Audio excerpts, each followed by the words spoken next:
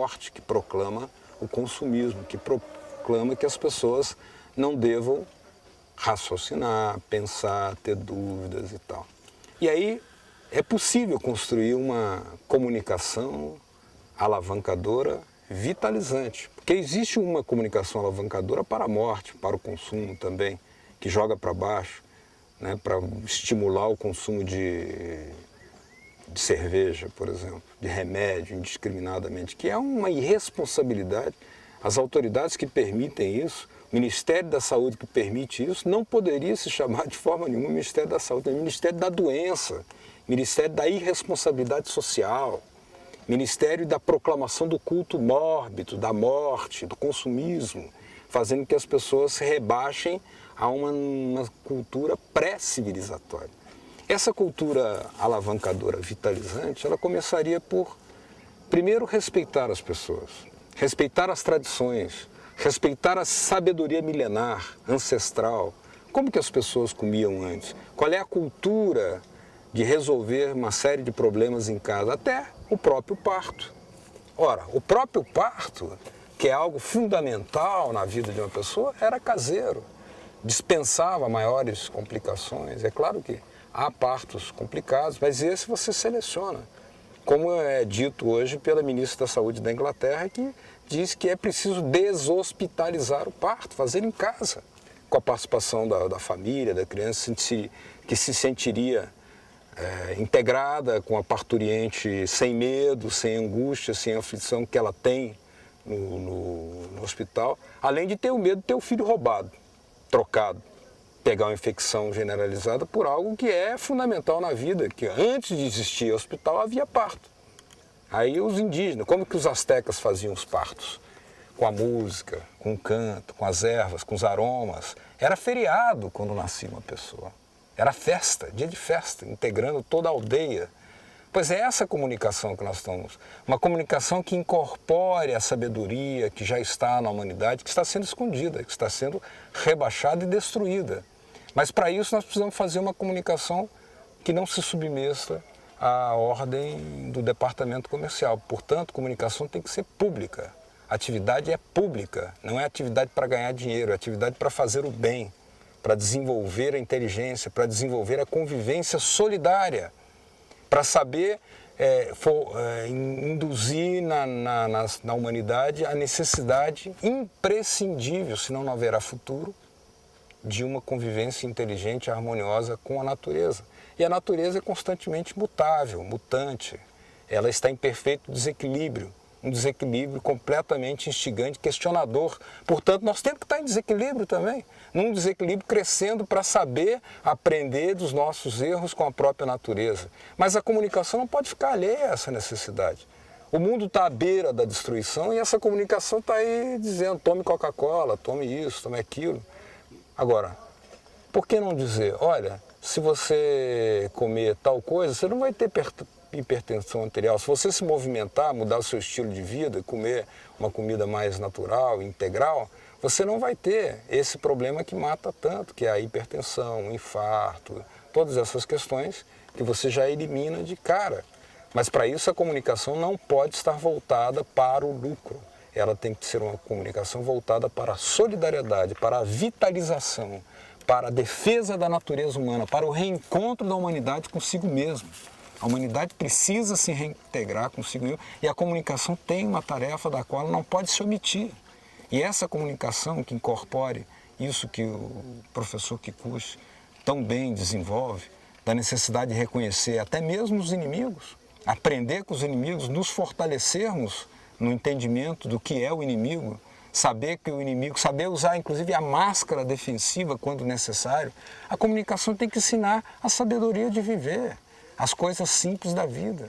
E elas são simples porque elas não são complexas, elas são recuperadoras daquilo que é uma experiência concreta vivida pela humanidade de lá atrás até hoje. Por que nós vamos jogar tudo para trás? Por que desconsiderar, desprezar o passado? Como se o passado fosse coisa de estar nos almanaques e nos museus. O passado é para estar na consciência, é para estar na cultura. Aliás, ele está na cultura, ele está na consciência. A comunicação atual, essa comunicação destrutiva e embrutecedora é que tenta fazer com que ela não esteja, mas ela está. Mas nós precisamos recuperar com inteligência, não só toda a sabedoria sobre a natureza, sobre as ervas medicinais, sobre os alimentos necessários, sobre as formas de tratamento que se fazia em casa, né? Como é que se fazia? Não havia hospitais, quando não havia médicos, né? Os emplastos, as compressas, tudo isso é necessário que esteja no vídeo. Mas aí nós temos que fazer uma comunicação a favor da nação. Uma nação que não sabe comer, ela não sabe se defender. Uma nação que não pode comer também não vai saber se defender. Mas uma nação que tem terra para plantar, se for plantar veneno não vai adiantar nada, porque ela vai se envenenar, não vai saber se defender também. Mas se ela partilhar a terra para plantar aquilo que é da sabedoria humana, com o adubo orgânico, aproveitando a natureza, a força da natureza, a sabedoria da natureza, que nos ensina constantemente, aí nós teremos uma comunicação que vai crescer junto com essa nova humanidade.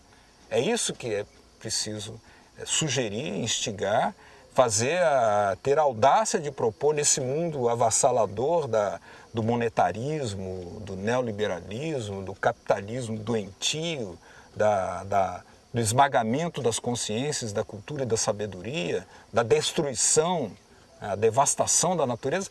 Mesmo assim, nós não temos direito de nos omitirmos, senão seria admitir que vamos todos ao suicídio. E nós não vamos.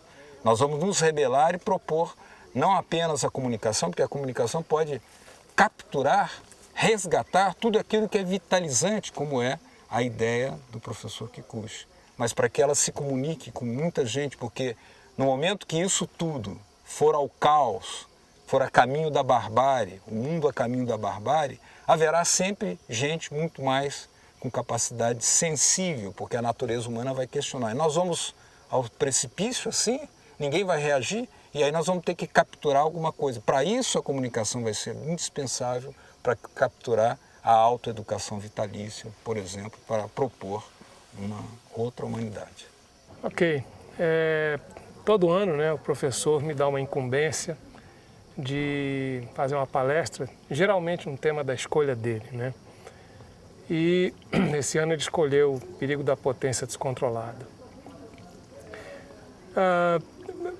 Não foi tão difícil assim para mim desenvolver o tema, porque eu sempre uso o recurso de fazer analogia com a minha atividade, né, que eu pratiquei durante mais de 35 anos, que é a aviação, onde o quesito potência está, digamos assim, onipresente, né? Então,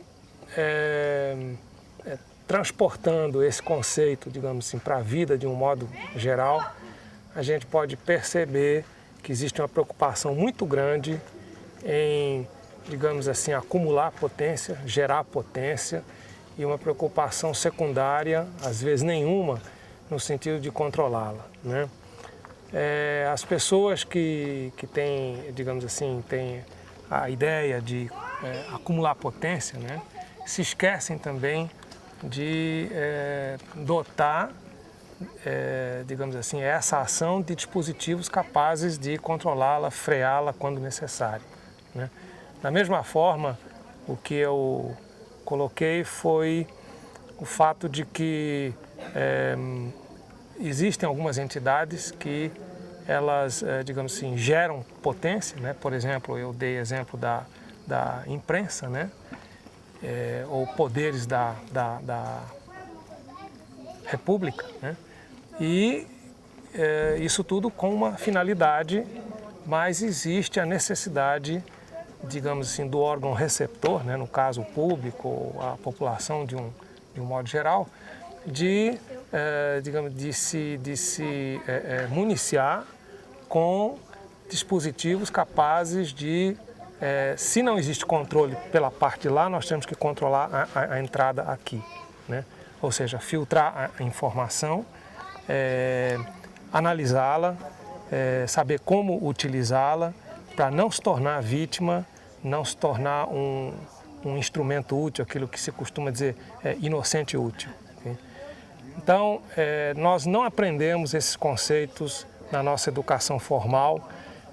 Raros são os lares que ensinam isso e raros até são as associações que ensinam isso. Eu fui dirigente sindical durante algum tempo e pude perceber que mesmo entre os dirigentes sindicais, digamos assim, eles estavam muito preparados, tinham todo um condicionamento para agir, né, no sentido político, no sentido sindical, mas com liderança muito fraca porque não controlavam a sua própria potência interna. Potência, né, é trabalho sobre tempo, né? Então, quanto maior o trabalho e menos tempo, você tem maior potência, né? Só que a potência que é gerada, né, ela é oculta, né? Então, mesmo um gerador, né, tem todo um sistema vem lá de Itaipu até chegar aqui, né, tem todo um sistema né, hidrelétrico, né, da energia hidrelétrica que chega aqui até acender uma pequena lâmpadazinha, né, que é aparente. E as pessoas se atraem mais pelo que é aparente, que é visível, né, sem perceber que tudo isso é resultado, né, de um trabalho oculto, longo, né, e geralmente quando se atrai pela luz, né? Então a gente se atrai mais pelo que é visível. E o que é oculto, que é maior, na verdade, né, as pessoas não percebem. E eu enfoquei o lado assim, feminino, né? Porque a mulher que deve ser mais potente, né? Porque é ela que é geradora. Ela não é assim para ser aparente, ela é geradora, então tem que, né, produzir uma vida, né? Gerar uma vida.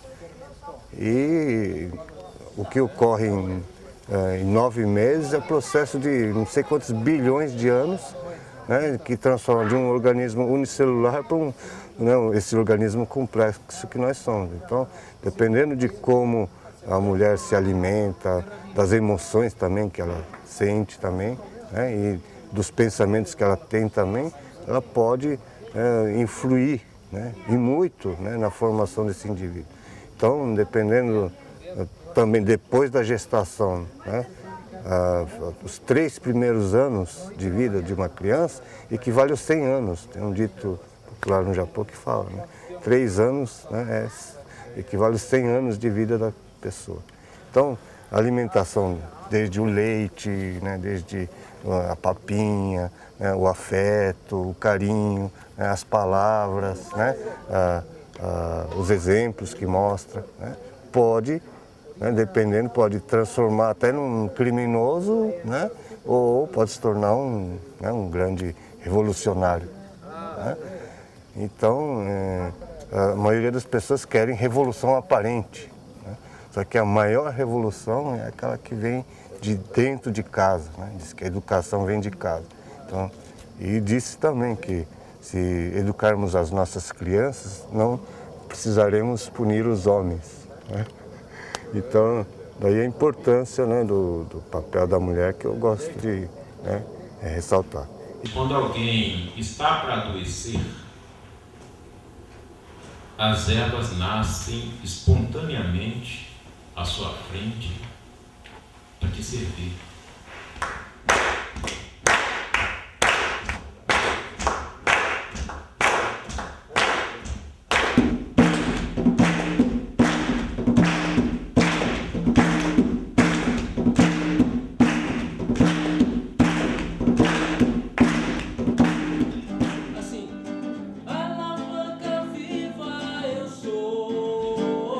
O consenso geral que eu senti é que a política atual não vai resolver nenhum problema da comunidade, né? Uma nova forma de ver, talvez aqui na Escola Mussô, uma nova maneira, isso que eu vim buscar, uma nova maneira de entender como você pode se melhorar e melhorar as pessoas. Eu cheguei ontem à tarde aqui, né? E acho que a palestra mais interessante foi aquela do comandante Green, ele falava da questão da potência, né? E aquilo que é forte, potente para construir, também é desde que você inverte a alavanca, é potente para destruir. Então eu carrego isso comigo um pouco. Quer dizer, esse trabalho aqui, eu penso que se eu puder aplicar bem, né, na minha vida, vai me ajudar bastante. Agora, se eu errar na aplicação, também pode me prejudicar. No futuro, então, não podemos falar mais que nós somos todos iguais. Né? Haverá uma classe diferente de homens fabricados em laboratório. Será uma outra espécie de gênero humano. Né? Isso é que nós temos que enfatizar nesta tendência perversa, né? Que está modificando, alterando todo esse genoma, que poderá alterar esse genoma. Como é que ele vai poder se perguntar isto? Né? Se ele foi completamente fabricado, né? Com olhos azuis, cabelos loiros e uma tez morena, pernas fortes para correr, inteligência para fazer um curso de física, né, e matemática, né? E isso, se ele não quiser isso, como é que ele vai fazer? Sendo que ele foi manipulado pelo pai dele para ser assim, para atender simplesmente um desejo arbitrário, né, do pai e da mãe, né, que foram lá em laboratório, escolheram um óvulo e escolheram um esperma e deixaram na mão de um especialista para que ele montasse então o seu filho. Né? Isso é uma grande preocupação e deve ser aberta essa discussão o máximo possível, porque nós não estamos falando aqui de coisas impossíveis ou hipotéticas ou no futuro. Isso está caminhando para lá. Nós não podemos nos iludir com essa lógica da cura, né, que se apresenta. Não, vamos mexer nos embriões, alterar os embriões para providenciar uma cura, para corrigir, por exemplo, doenças hereditárias, né? Isso é até uma lógica até que está sendo até aceitável, mas daí para frente a coisa começa a complicar. Quando nós começamos a alterar em genes que mexem nessa pré-vida, nesse pré-embrião.